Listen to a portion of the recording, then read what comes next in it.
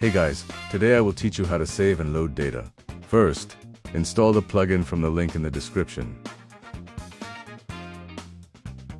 Once that's done, add the Save Manager as a global scene. This will make it usable across scenes. Now open the Save Manager.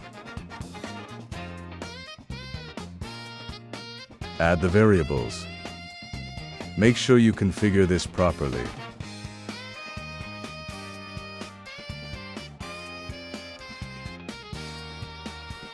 This loads the last saved data.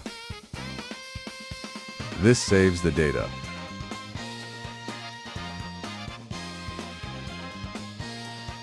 Let's add the data and see if it saves.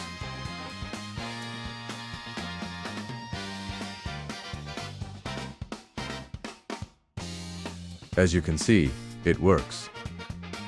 This automatically loads the data when the project loads. So you don't need to use this function. This automatically saves the data per the amount of seconds you put. So you don't need to use these functions.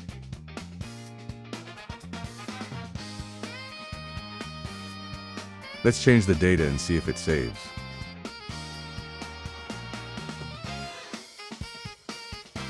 As you can see, it works. Thanks for watching.